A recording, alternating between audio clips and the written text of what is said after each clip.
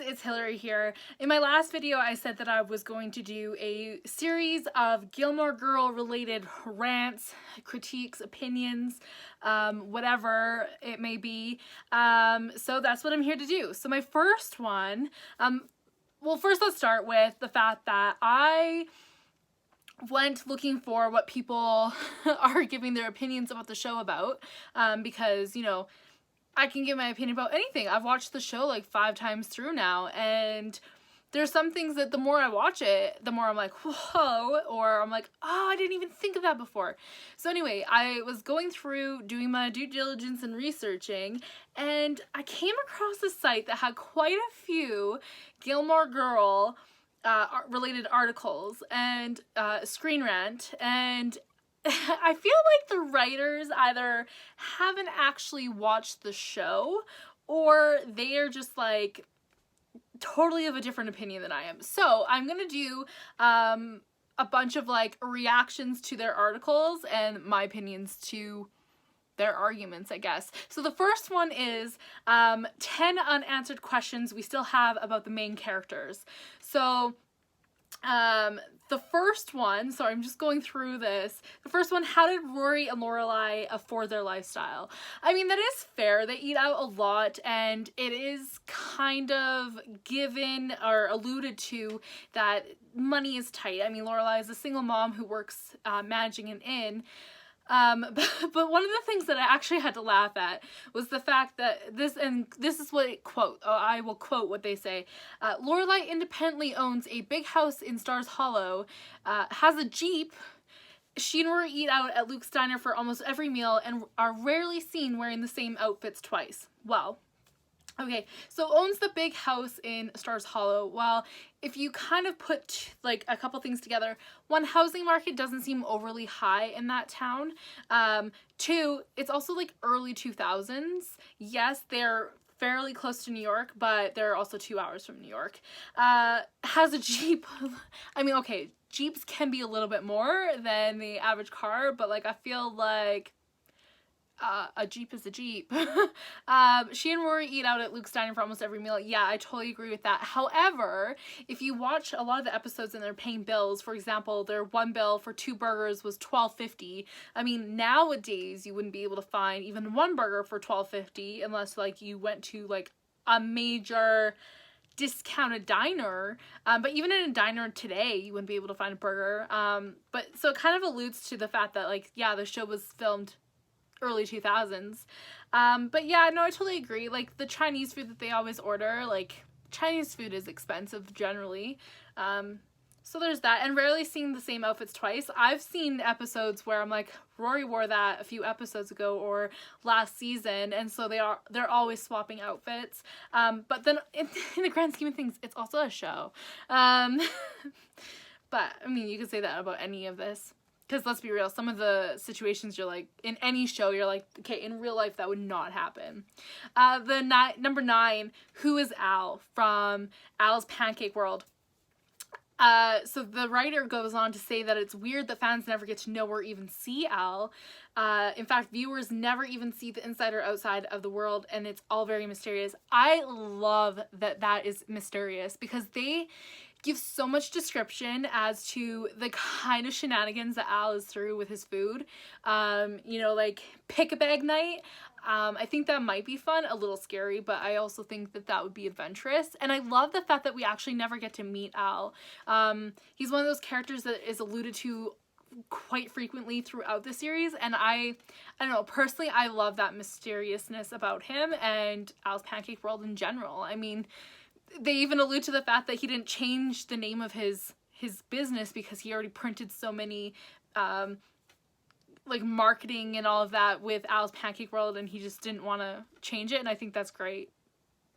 Number 8, why did Rory go to Yale? Oh my god. Okay, so I've seen this question so many times, and it's like, why not? Yes, she was destined to go to Harvard, but did you guys forget when they actually went to Yale and looked at the differences? And I mean, Rory and Lorelai both did a pro-cons list about going to each of those schools. Yale clearly had everything more that she wanted than Harvard. The fact that Lorelai just didn't want Rory going there or even entertaining Yale because of Richard and Emily, I mean, that is ridiculous.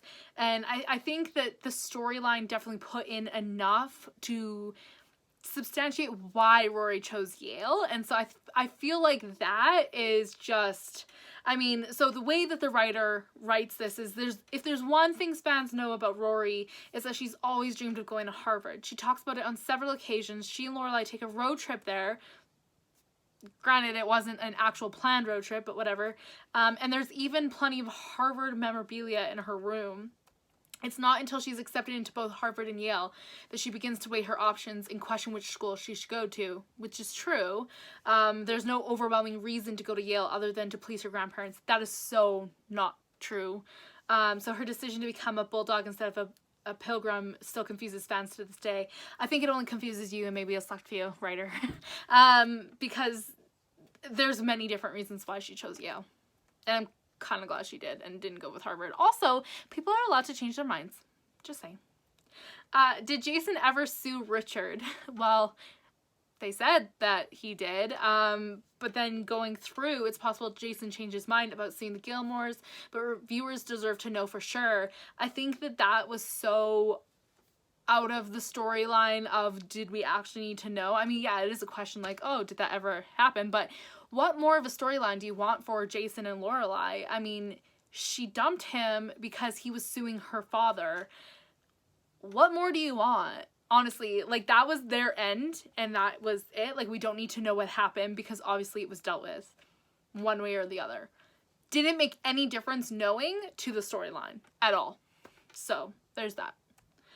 Where was Mr. Kim? Okay, this is one thing that I totally agree with, because it drove me crazy that in some episodes they alluded to him, and other episodes it was like Mrs. Kim was just a single parent, and that did drive me crazy.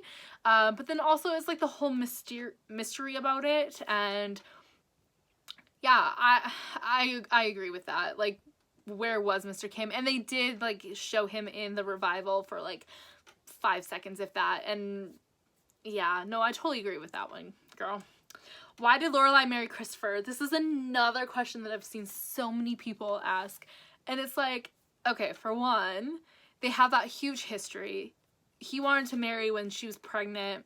They've had this roller coaster of a relationship throughout the whole series, and I think that it was a good thing for them to get married, to be honest with you, because they had that history. They were trying to make it work, and it just didn't. But like, how are you supposed to know until you try it? But then also, at that point in time, Lorelai just wanted to be married, and Christopher was there, and so that's exactly why they got married. Also, Christopher kind of did pressure her a bit. I mean, she's a grown-ass woman. She could have said no. But I feel like fans forget how much Lorelai did want to make it work with Christopher throughout the series. I mean, at the beginning, she was like, no, and he wanted to get married.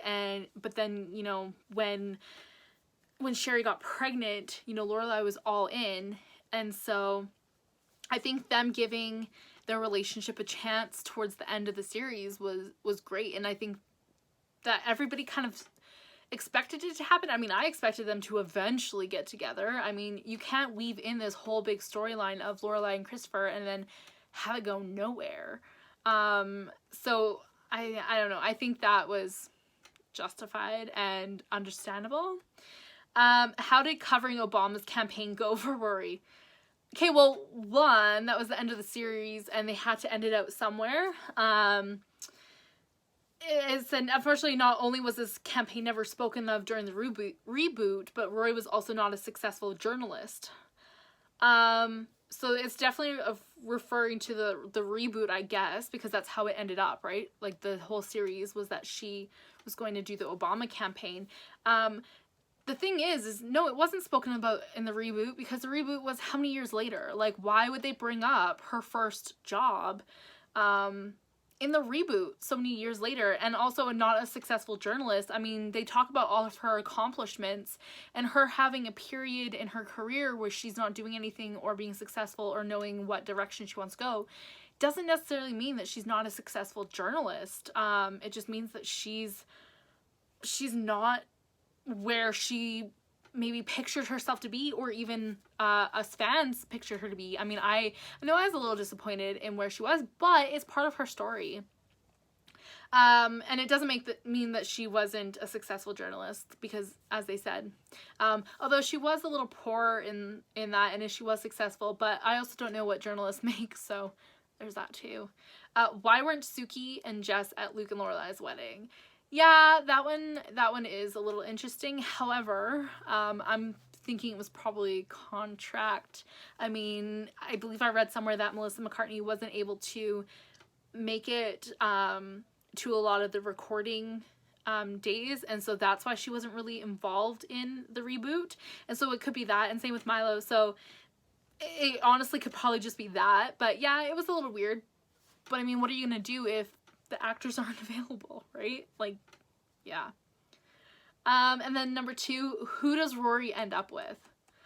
I feel like that was answered. So the writer goes, first of all, Logan is cheating on his fiance to be with Rory, and Rory is mostly okay with this, and yeah, I totally disagree. I mean,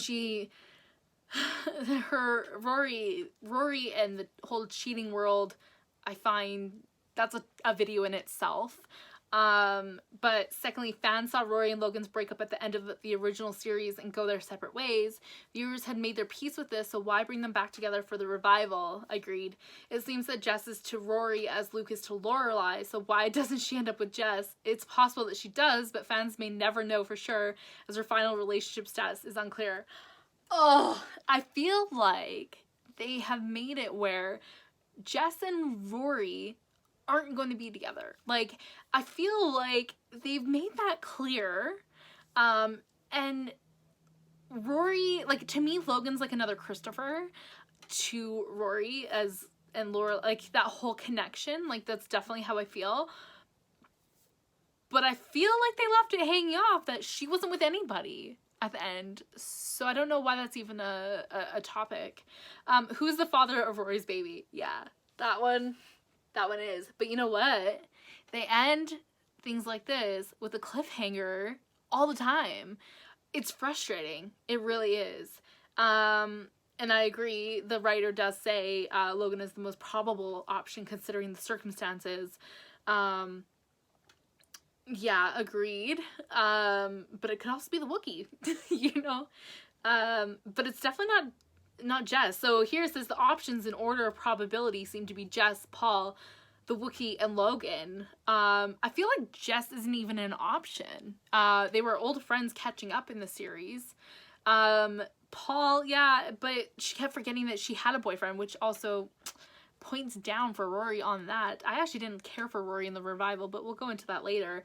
The Wookiee, yeah, I think it's the Wookiees or Logans, but if they're going with the whole storyline of, you know, I don't know, I feel like Rory and Logan are another Lorelai and Christopher. But we won't know for sure unless they do another reboot. Anyway, that is the end of the article. Those are my opinions to that writer's opinions. Clearly, we didn't really agree on quite a bit of it.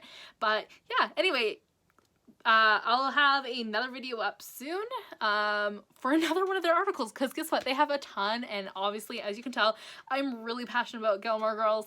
The show just gives me so much laughter, and it's been there for me when I've been studying, when I like am happy and just need something to watch, when I need background noise, and just when I like feel down and need something good to catch up on. So anyway, I will see you in the next video. Bye!